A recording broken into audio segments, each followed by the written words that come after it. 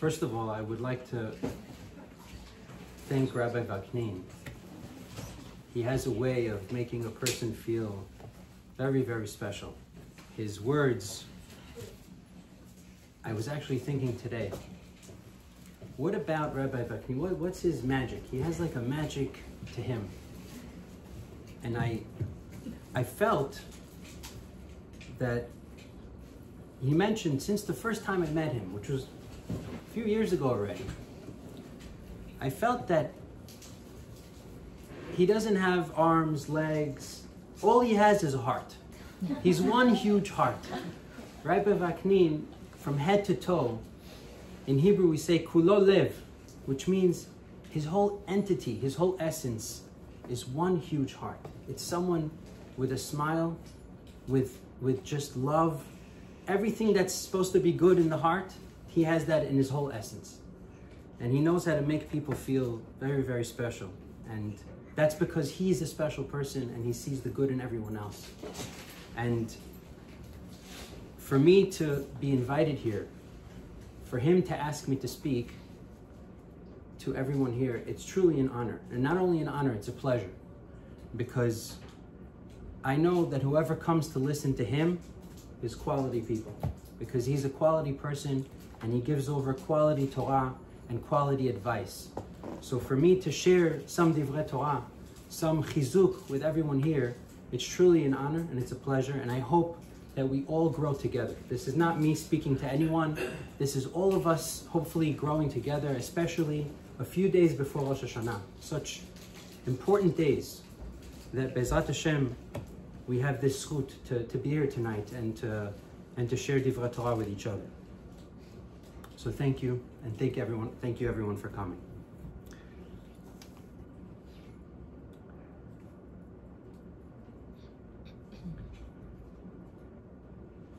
In this world, everyone has a profession.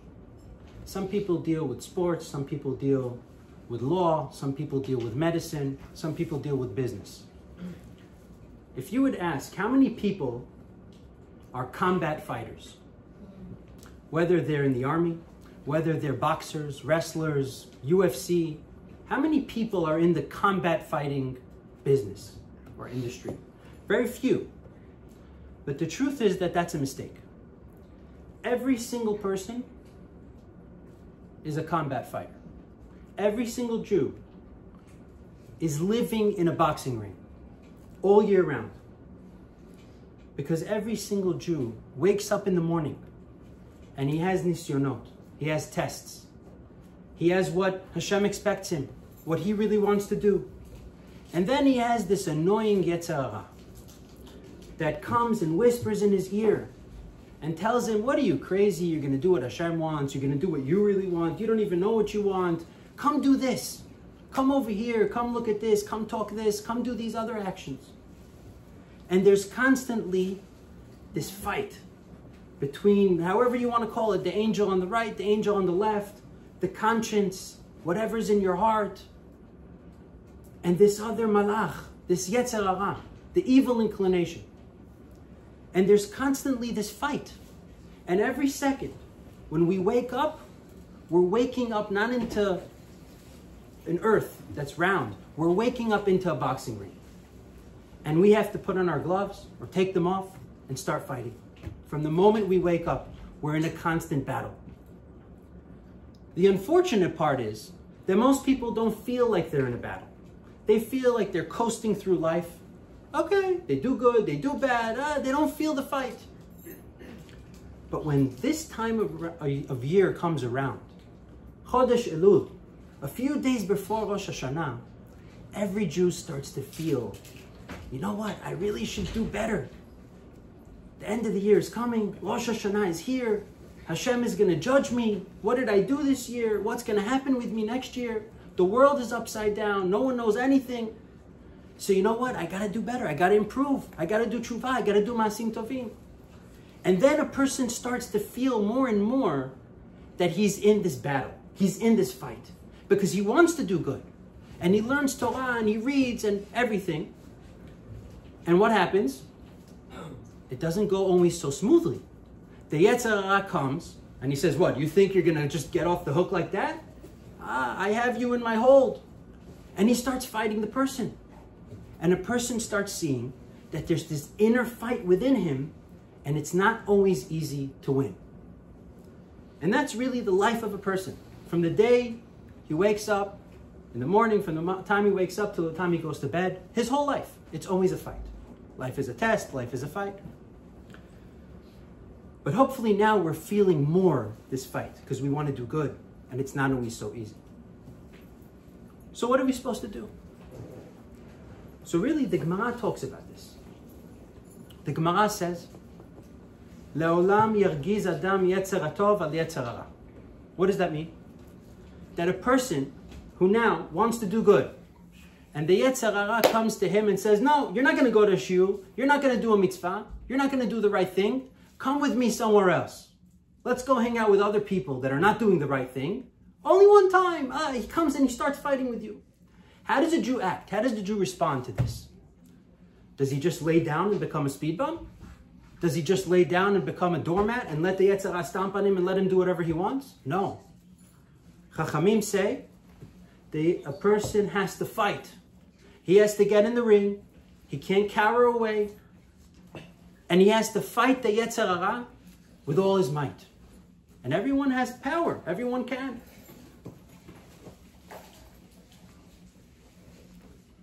And he should try to beat him. Go for the knockout. The problem is that the yetzer hara is not an easy opponent. He's not some 5'1" little, skinny dweeb that we could just knock out easily. He's a huge guy. He's a mountain. So to go for the knockout, we're not only successful to get the knockout. Okay, so what do we do now? A person tries, he fights, he doesn't give in easily. He says to the yetzer hara, no, I'm going to do the right thing. And there's this inner fight, but at the end he feels like, I don't have power. I'm not going to be able to do it. So what do we do then? So if we don't have enough power within ourselves, Chachamim say like this. If you beat him, very good. You have enough power, you go, you fight, very nice. What if you don't? The Gemara says, Yasok b'Torah. Go learn Torah.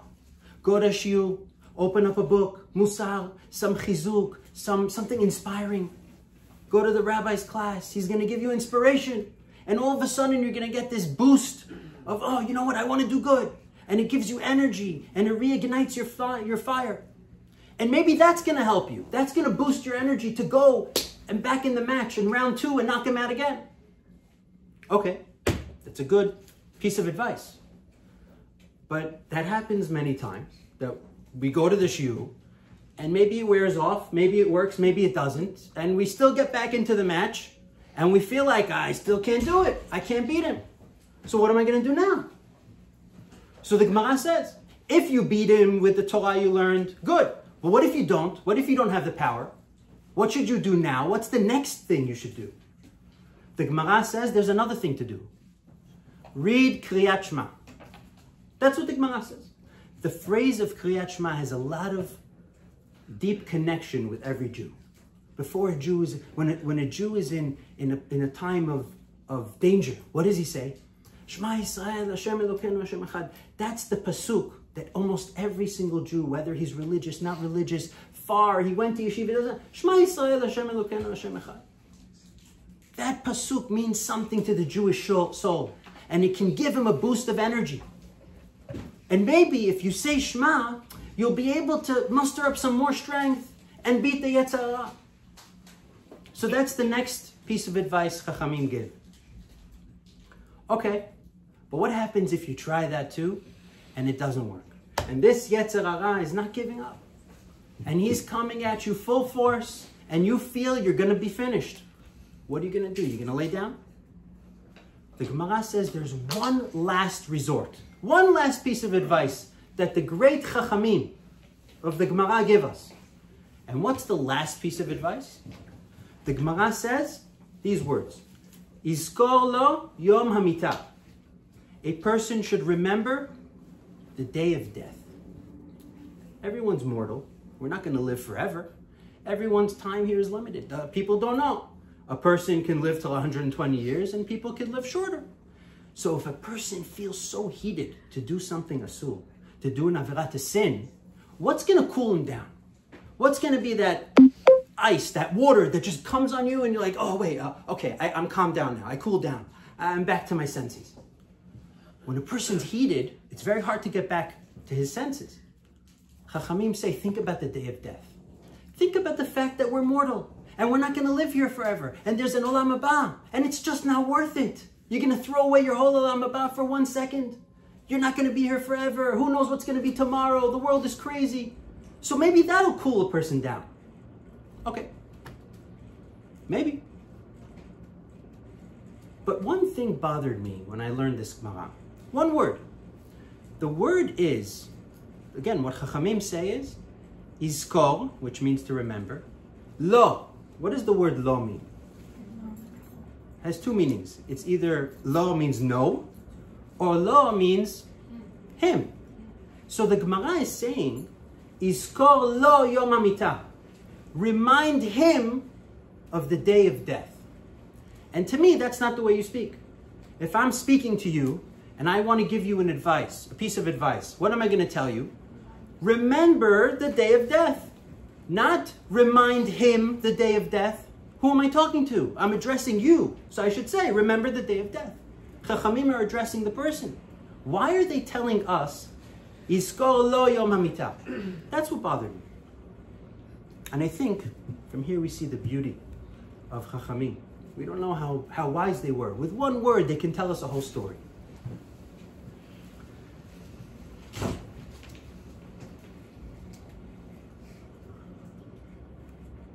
We know that we have the Amidah. The main part of Tefillah is the Amidah. 18 brachot, 19 brachot that we say standing face to face with Hashem. We're talking directly to Hashem. And one bracha that may be overlooked, because it doesn't really talk to us so much, is the bracha of Teka b'shofar gadol lecherutenu. That's what we say every day, 3 times a day. Whoever prays Amidah 3 times a day, that's the bracha. Now what does it mean? We're talking to Hashem and we're telling him, Teka, what does Teka mean? Litkoa, blow. What is he going to blow? B'shofar. Blow a shofar, we're telling Hashem. What kind of shofar do we want Hashem to blow? Shofar gadol. What is gadol? A big shofar. Why? Lecherutenu. What does that mean? To free us, for our freedom. Have we ever thought about what we're saying here to Hashem? We're talking to Hashem. We usually don't think about what we're saying. But here we're telling HaKadosh Baruch Hu, Hashem, please blow a shofar gadol, a huge shofar, so I could be free. That's what we say. And we should think, first of all, what is this shofar gadol? When is this going to happen?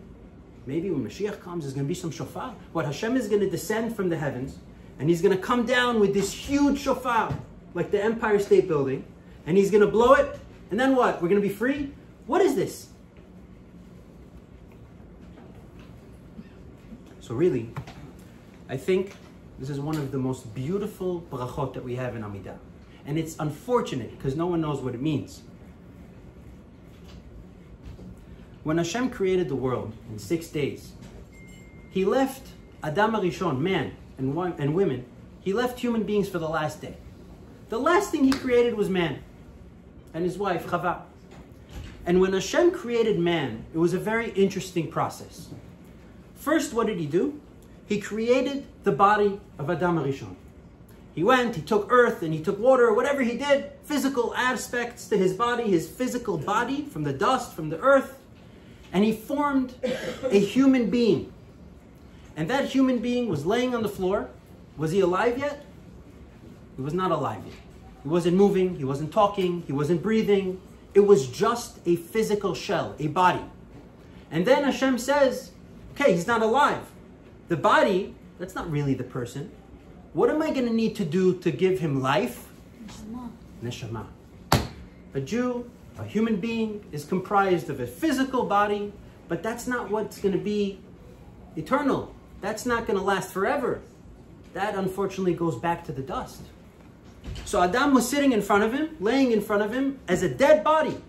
Everything was there, except one thing, his neshama. And that's why he wasn't alive yet, because the neshama is the real person. That's what gives a person life. And then the Torah says specifically how Hashem gave him the neshama. The pasuk says, "Veipach be'apav nishmat chayim." What does that mean? Hashem blew into Adam HaRishon's nose, into his nostrils, a breath, a blow of life. He blew into him this neshama. Now, it doesn't say he gave it to him. Ve'iten lo nishmat chayim. The word the Torah uses is veipach. In Hebrew, the word is neficha. Now, it's a very interesting depiction. Hashem blew into Adam HaRishon this neshama through his nose. The Torah goes to very great detail here to explain to us how the neshama was given to man. And the question is why? Just say he gave it to him. What do we need to know? He blew it into his nose. What? Who cares how he gave it to him? But here is a tremendous, tremendous lesson. I've been talking for a few minutes, right? I'm not out of breath. I could have a conversation with a person for 10 hours straight sometimes. We could talk and talk and talk. How come I could talk a lot? I'm using my breath, right? I'm using air, but I could still keep going. But if you would give me a balloon here and tell me, okay, there's 10 balloons on the table. They're this big. Start blowing into the balloon. Blow into 10 balloons. How many balloons am I going to be able to blow into? 1. Let's say I really have a lot of strength. 2. Let's say 3. I can't just keep blowing into a balloon nonstop like I talk. What's the difference? When I talk, all I'm doing is breathing. I'm taking in air in and out, but it's not coming from inside me. There's nothing like that when I talk. It's just outside. When I blow into a balloon, what happens? I gotta go inside. I have to go and then blow. When you take from inside and you give that out, there's a limit to how much you could take out. How come? Because something inside you, not physical, you're not losing any part of your limbs or your body, but something inside you is coming out. So when I have the balloon here, the air that's in that balloon came from inside me. Now, I'm not lacking anything. That came from inside me. So that's why I can't just keep blowing a balloon one after the other. It tires me out. Hashem says, when I gave a neshama over to a Jew, I didn't breathe it into him because the breathing, the talking, doesn't come from inside. I blew it into him like a person blowing a balloon. Adam HaRishon was like this balloon, this physical body that needed to be immersed. Hashem had to put into him a neshama. He blew it into him. So it took Kivyachol Hashem's insides to go and put that into Adam HaRishon. And what does that represent to us? It represents to us what the neshama really is. What is this neshama that Hashem gave Adam HaRishon and that every one of us has? It's a piece of HaKadosh Baruch Hu. We heard this concept. The neshama is a chelek Eloah mimal, a piece of Hashem from above. Now, a person can ask, what does that mean? Hashem was split up into thousands and millions of pieces and he gave himself out to every Jew to have a piece of him? No. Just like I can blow into a balloon, nothing of me is lost. But part of me, something that came from within me, is in that balloon. It's the same thing with Hashem. He is one. Nothing is missing from him. But something from inside of him, a piece of him, Kivyachol, he gave into a Jew. And that's the Jew's neshama. That's what's called the chelek Eloah mimal. Okay, so this was very important to tell us that Hashem blew that air, that neshama into Adam HaRishon.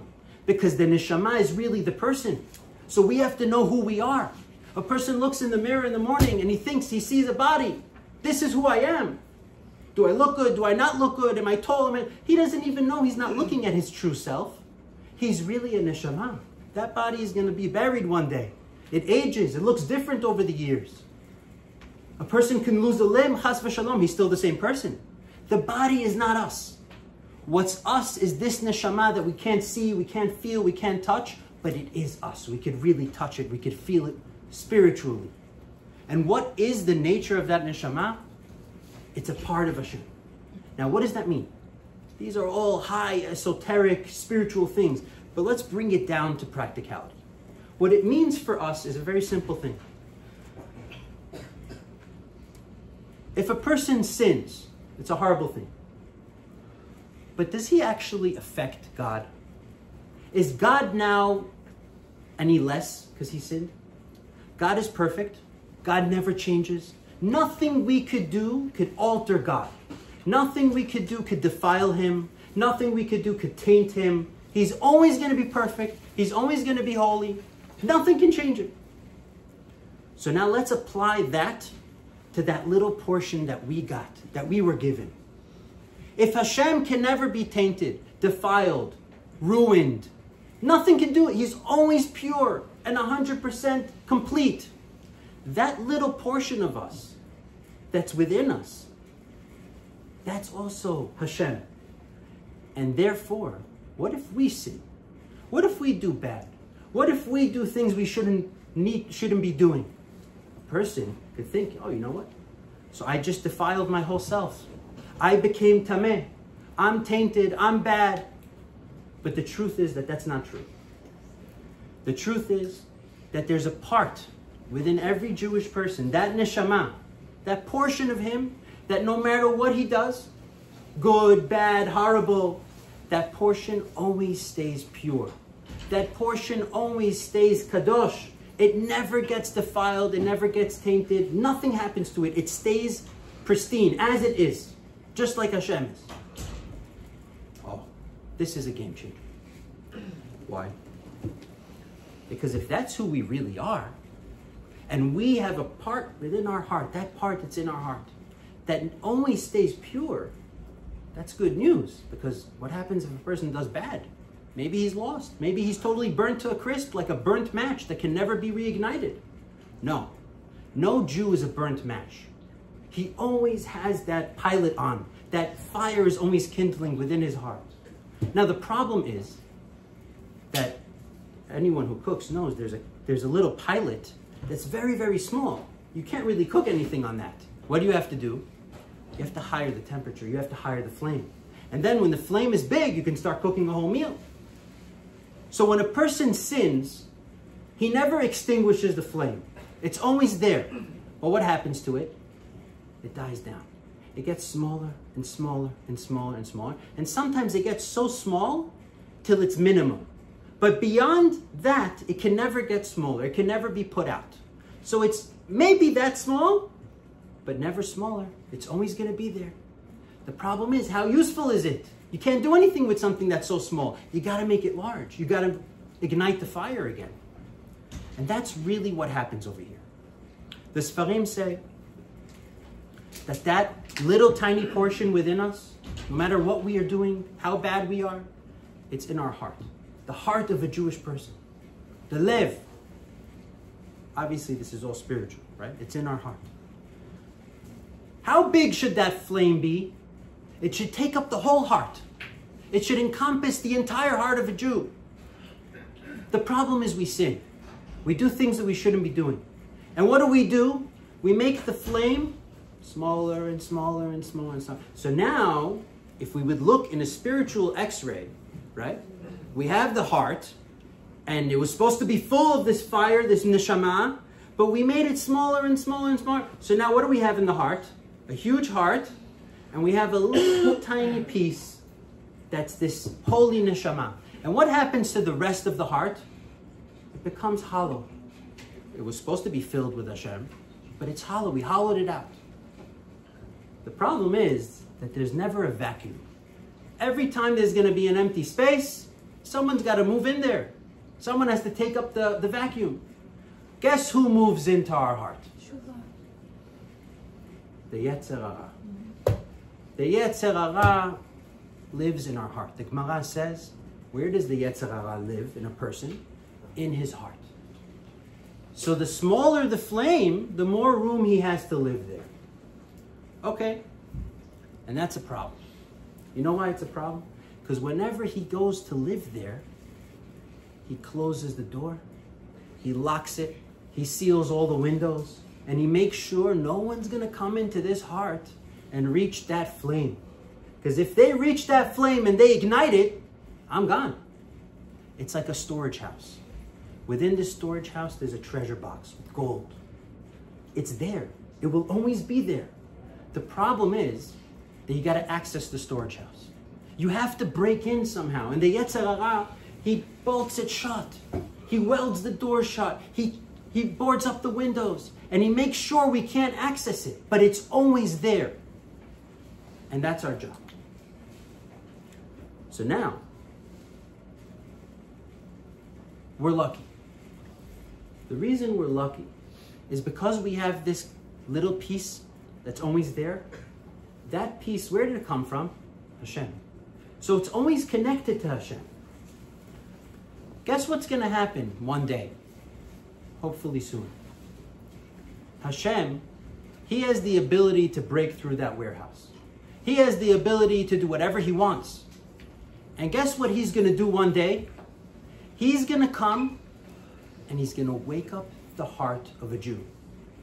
How is that going to be done? That's what we said, that he's going to blow a shofar. What happens to everyone when they hear the shofar? In Rosh Hashanah, in a few days, we're going to hear the shofar. Do we start cracking up? Why don't we start laughing? What happens? What's the feeling when we hear the shofar? The shaman's waking up. Oh, we feel something special. It's not like a trumpet. Like if we would go to an orchestra or let's say a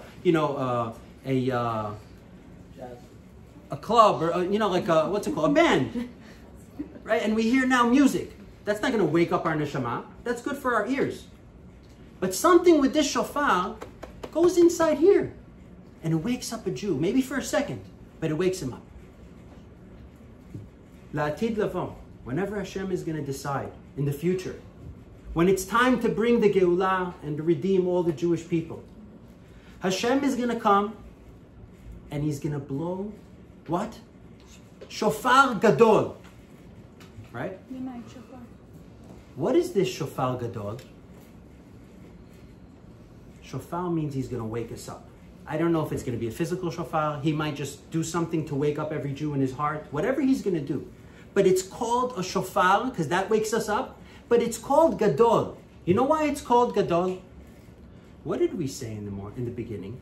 That every Jew has that thing in his heart, right? Most of us, is it big or small? It's small. What do we need to do with it? We have to make it big. We have to expand it. And guess what happens when it expands? You ever saw like a person stuck in this like room and the walls close in little by little and he has no room? And eventually what happens if it closes in? He's going to die, right? This is what's going to happen in the future. Hashem is going to wake up a Jew, his heart, and all of a sudden that tiny piece is going to start expanding and becoming big. And all of a sudden, his heart will be filled with more and more and more Kedusha, and that neshama will expand. And who's living there?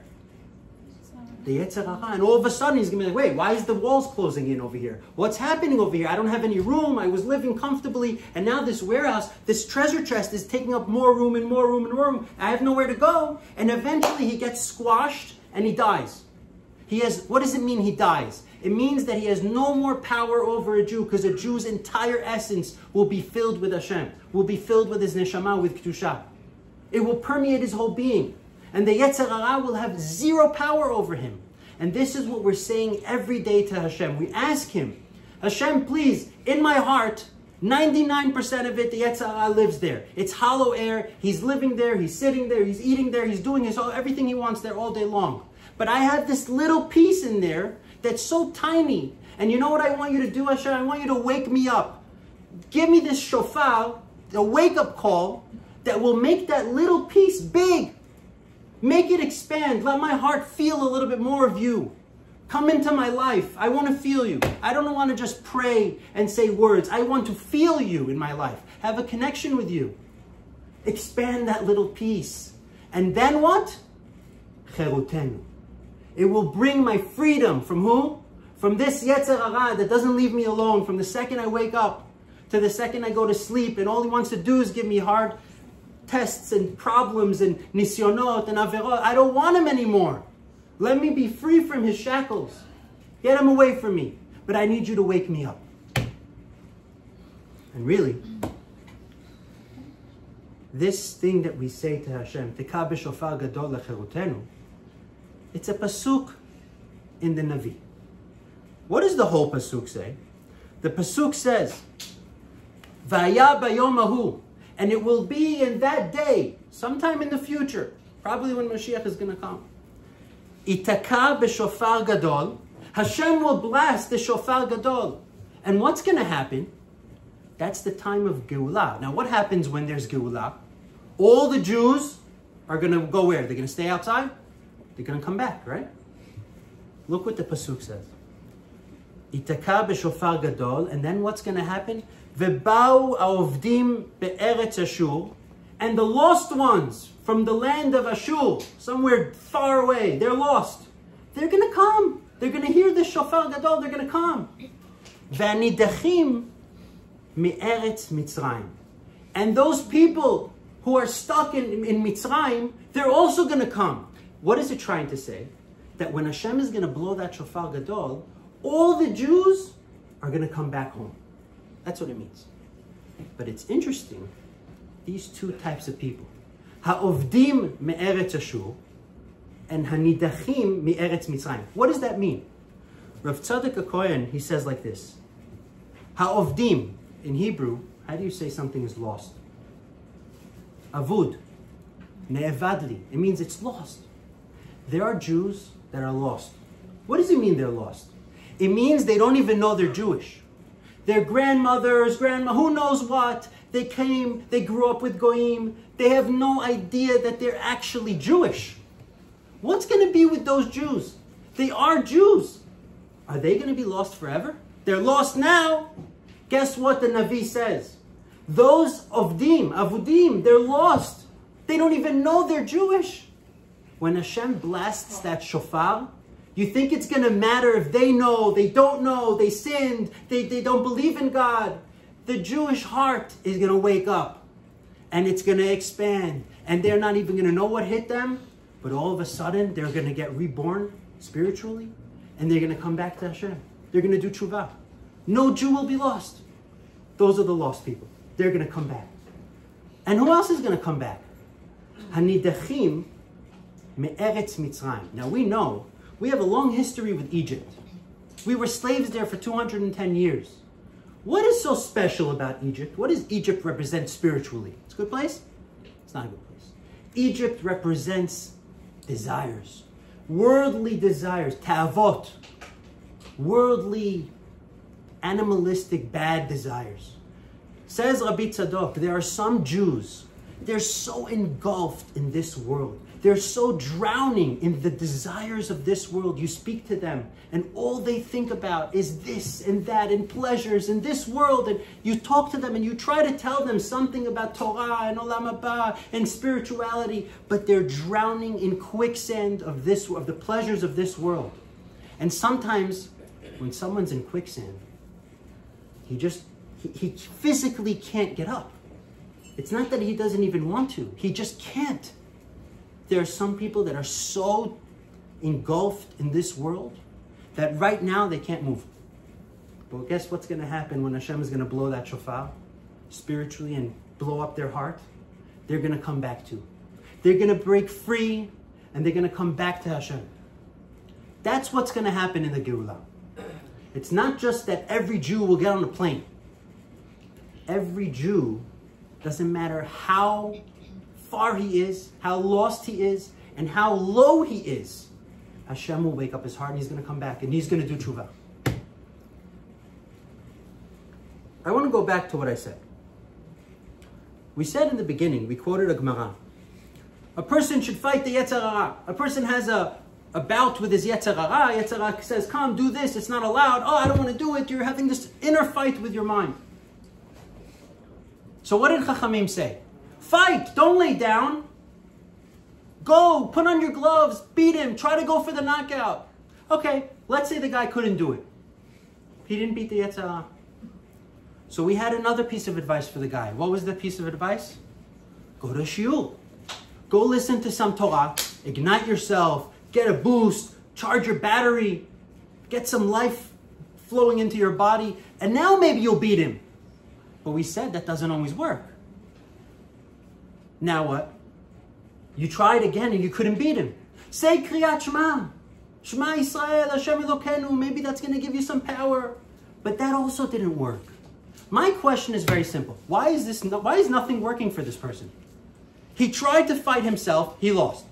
He learned Torah. The guy went to Shiur. Torah is fire up. Why didn't it work for him? Doesn't Torah work? Doesn't Torah do something spiritual to give someone some power? Why didn't it work for the guy? What about Kriyat Shema? It's so important. People, they jump on grenades and they say Shema Yisrael. It's such an uplifting thing. Why is there a person that cannot fight and the Torah doesn't help him and Kriyat Shema doesn't help it? Nothing helps the guy to beat the Yetzer Hara. Why? What's wrong with the person? The answer is he gave up. There are people who look in the mirror, they look at their situation, and they think, I have no hope. I tried so many times, I failed. I'm so into it already. I can't change my ways. I have my natures. I can't change my habits. I gave, how many Rosh Hashanah came and I said I'm going to do better and I didn't do it. And the person comes to one understanding, one belief. I can't do it. I don't have the power to do it. I'm stuck in place. I'm in the quicksand and I can't get up, and don't tell me I could. Oh, fight, I can't fight. Torah, it's not going to help me. When a person gives up hope, nothing can help him. Not fight, not Torah, not Kriyat Shema. He's toast. There's only one thing that can help him. If the fact is that he lost hope and that's what's killing him, what do we need to do with him? We got to give him hope. We got to show him that he could do it. We got to change that warped, wrong mindset that he gave up his whole strength because he thought he knew who he was. He thought he knew what a Jew is. He thought he looked in the mirror and said, oh, this is what I see. This is what I am. You know nothing about yourself. You know nothing. You never used 1% of your power. You never used 1% of your abilities because you just gave up too early, too quickly. You didn't know how to fight. No one guided you in the right direction. But you came to the wrong understanding and conclusion that you can't do it? Who said? I hate people, not people. I hate when I hear I can't. It's a horrible thing to say. So this guy comes to the conclusion, I can't, finished. If you think that, you just sucked all the life out of you and you really can't. Now we got to bring that back. We got to infuse you with some hope and ability and some proper mindset. And you know what we tell the guy? Why do you think you can't? Because you think you're so low and you did so many sins and you've done them for so long that you can't change anymore? What do we tell him? Iskor lo yom hamita. Remind him of the day of death. Who are we reminding of the day of death? We tell the guy, are you nuts? You think you're never going to be able to change? One day, Hashem is going to wake up a Jew. Every Jew. And guess what? His whole experience is going to change. His heart is going to blow up. He's going to become a tzaddik. And he's going to go and do tshuva and he's going to change. And guess what's going to die? That Yetzer Hara that was so strong. He had him like this his whole life. In one moment, he's going to get crushed. And he's going to die. We tell the person, remember, this Yetzer Hara that you think he's so strong and he has you in his hold, he's going to die one day. He's nothing. You can beat him. If those people who don't even know they're Jewish, they never did one mitzvah in their life, they're going to have power to come back. And the people who are in the quicksand till above their head and they're gone, they're going to come back. You can't? You can't move the needle a drop? You can't take one step? You can't find some power within you to take one step to Hashem? Just pick up your hand. He'll come and grab you. The whole idea of tshuva, you stretch out your hand, Hashem's there. You don't have to know how to swim. You don't have to know anything. You just got to stretch your hand out. But some people give up so much hope that even to stretch a hand, they don't have the power to do it. And we have to infuse them with strength. We have to infuse them with inspiration to tell them that they could change. Doesn't matter what their past is. Life is in the front windshield. It's not in the rear view mirror. Everyone looks at life backwards. What happened yesterday? That means it's going to happen today. What happened last week? That means it's going to happen next week. People live in the past and they die in the present. That's life for 95% of people. And that's what Rosh Hashanah teaches us. We're going to go into Rosh Hashanah this year, in a few days. Are we going to be hearing that shofar gadol? I don't know. But we have a different shofar, the little shofar, the mini shofar, that Hashem says, don't ever give up hope. I'm going to give you a shofar even now, before the Geulah comes, before Mashiach comes. You'll have a shofar every year. And just like everyone who said before, right, you feel something special in the heart. Shofar. We have an ability every year on Rosh Hashanah to connect to that wake-up call, to connect to Hashem during the shofar, and to allow that little light to get a little bigger. A little bigger. And you know what it depends on? What we do before Rosh Hashanah. A person can't wake up the day of Rosh Hashanah and expect to roll into Rosh Hashanah and then the shofar is just going to blow him out of this world and he's going to change. You need to do your part. You need to prepare yourself. You need to pray. You need to ask Hashem. You need to do something to prepare yourself to accept that gift. And that's really our avodah now of Chodesh Elul. And our avodah now, we're holding by a little bit over a week and a day or two before Rosh Hashanah. If a person preps himself, prepares himself, puts him into a little bit of a more spiritual mindset, even if he doesn't know how, he tells Hashem, Hashem, I heard something in the shiur. I don't know how to do it. I don't know what I'm doing it. You solve the problem. You help me. Find me a way. When Hashem hears those words from his child, who doesn't really know how to do it, guess what the father does at that point? Guess what the mother does at that point? They're going to come and save you. They're going to come in and say, I got it. But the problem is that no one asks. Then the father doesn't come in. If you don't ask, you don't get. Hashem wants us to ask. So that's what I think is a very, very important life-changing outlook on life. Everyone could change. It doesn't matter what our past is. The saddest thing to me is when a person could do and he himself sabotages himself.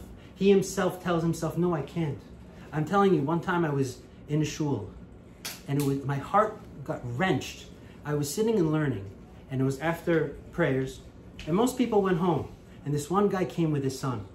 I guess he was doing some homework with him, Jewish studies, whatever, Gemara. And the kid was like 10 years old, 11 years old. And he's sitting down with his son and he's trying to teach him the thing. Obviously the kid was having a hard time. And the kid said to his father, he's like, Dad, you know I'm never going to get it. I'm just not, I don't have the abilities. I'm just not that. And I heard that, I'm like, I just feel so bad. We never know what the capabilities of a person is. Maybe someone just didn't bring it out the right way. He didn't connect with the right teacher. No one knew how to teach him the right way. But because of that past, the kid comes to the conclusion that that's the way I am. I'm fixed. I'm done. I'm set in stone. And that's how my rest of my life is going to be. A person, that's suicide because you're not living who you really are. You're not living to your potential. Rosh Hashanah is a time to wake up, not just to life, to wake up to who we really are. To start getting to know the true people we are. We're not a goof. We're not our limitations. We're not our habits. We're not our past. We're a chelek Eloah mimah. We're a part of Hashem. And if a person looks in the mirror and says, I can't, it's as if he's saying to Hashem, you can't. Who would have the guts to say to Hashem, you can't fix me. You can't do, I'm so toast that even you can't? Maybe I can't, but he could do everything.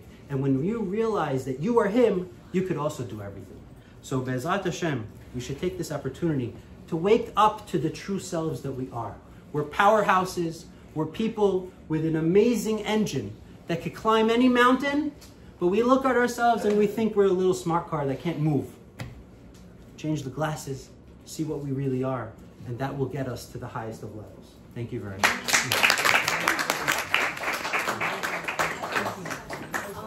Would you say Yetzirah gets into the fullest potential in life? Excuse me?